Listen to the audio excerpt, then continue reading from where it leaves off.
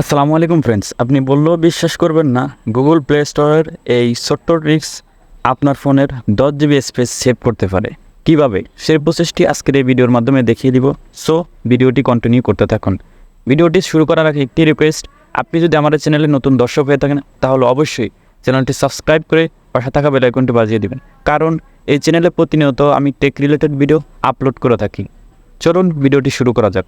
প্রথমে আপনারা চলে যাবেন আপনাদের প্লে স্টোরে গিয়ে এখান থেকে আপনাদের ডান কোণার উপরে দেখতে পাচ্ছেন আপনার জিমেলের লোগোটি দেখা যাচ্ছে। এই জিমেলের লোগোটিতে ক্লিক করে দেবেন।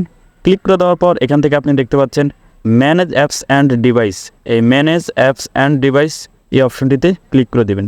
ক্লিক করে দেওয়ার পর আপনার সামনে এরকম ইন্টারফেস চলে আসবে। এখান থেকে আপনি যে কাজটি করবেন, ম্যানেজ অপশনটি দেখতে পাচ্ছেন, এই ম্যানেজ অপশনটিতে ক্লিক করে দেবেন।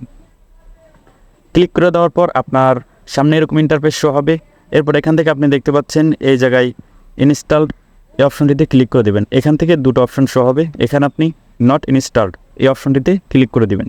ক্লিক করে দেওয়ার পর এখানে অনেকগুলো অ্যাপ শো হবে। এগুলো কিন্তু আপনার ফোনে ইনস্টল হয়েছিল, আপনি সেখান থেকে আনইনস্টল করে দিয়েছেন, সেই অ্যাপগুলো এখানে জমা হয়ে আছে।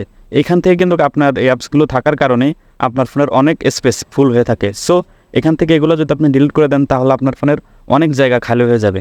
সো এখান থেকে আপনি ডান পাশে যে খালি ঘরটি দেখতে পাচ্ছেন এখান থেকে টিক মার্ক করে দিবেন।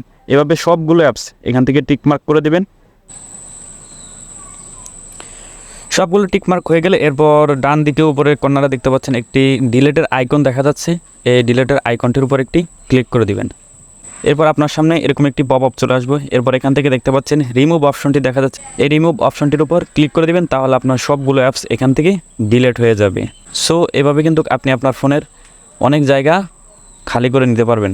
ফ্রেন্ডস, আপনারা যে অ্যাপসগুলো প্রয়োজনের শেষে আপনারা আনইনস্টল করে ফেলেন, সেই অ্যাপসগুলো কিন্তু ফোন থেকে রিমুভ হয় না, এখানে এসে জমা হয়ে থাকে। এগুলো থাকার কারণে আপনার ফোনের অনেক স্পেস এগুলো জড়ো হয়ে থাকে। সো এভাবে যদি আপনি ডিলিট করে দেন তাহলে আপনার ফোনের অনেক স্পেস খালি হয়ে যাবে।